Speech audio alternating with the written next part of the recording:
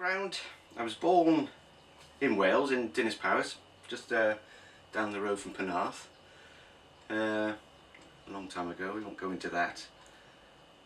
And I eventually decided that I'd go to university and study fine art. So which I did, and when I got a degree in fine art, and I left in 2001 I went travelling over to Australia, New Zealand and the Cook Islands. And when I came back I started doing web design and graphic design and garden design. I set up my own company doing those.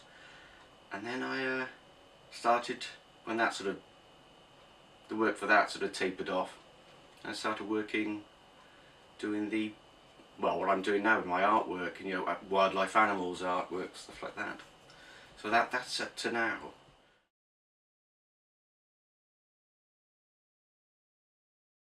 Right, the Paper Penguin project. Well, that started off in my final year of university.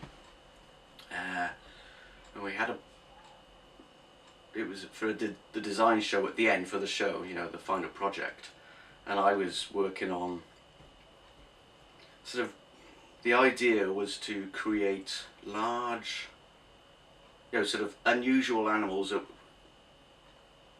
don't live or aren't native to the UK, and make them out of something that was biodegradable, newspaper or sticks, and just place them in weird places, in the countryside, so that they'd just be found. And I was trying to, researching how to make them. I was looking at things like lions and wolves and things like that, which a little bit ambitious maybe, but the only thing I could think of was a penguin. So I made a framed penguin, which basically sticks of newspaper, rolled up newspaper into almost like wires.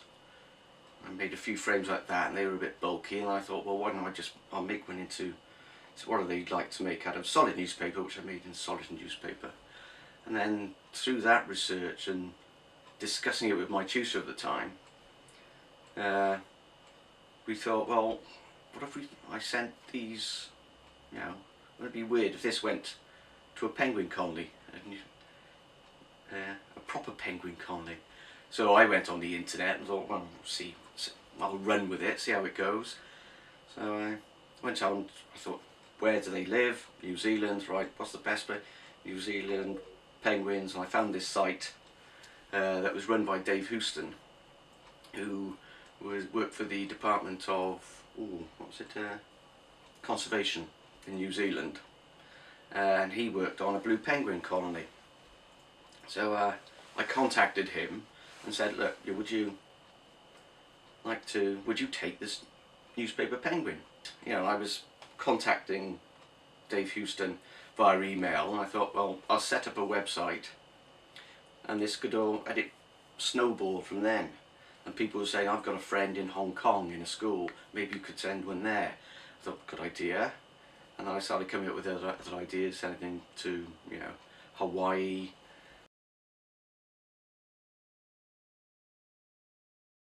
I think it's fascinating. I don't completely understand it, I will be honest, but I mean he's obviously done a lot of research with it, and he's really enjoyed it, and he's producing some super images from it.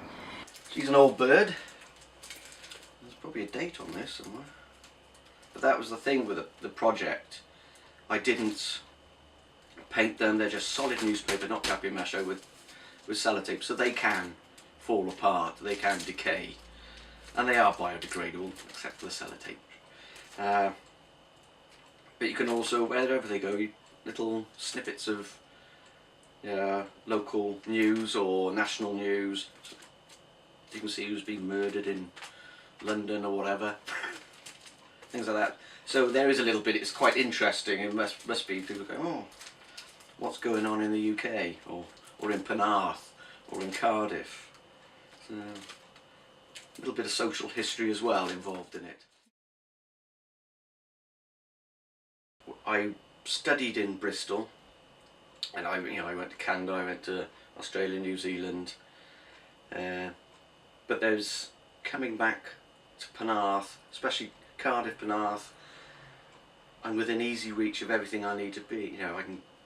10 minutes, 5 minutes in the car, 20-minute walk. I can walk across the barrage to Cardiff Bay, which is lovely.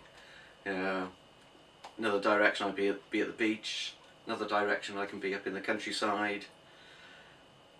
And Cardiff is a very cosmopolitan city, and it's not too big, so I don't particularly want to be anywhere else. It's home to me. Lots of artists in Penarth. Yeah, there are a lot, and very good ones. You know, they're all got their own traits, styles, and they're nice people. It's great. Yeah. The problem is there aren't enough places for you to exhibit your work, or if you do, like the Pier Pavilion, it's a fantastic space there. Did Guy take you to see the pier? Yes, I mean that is brilliant.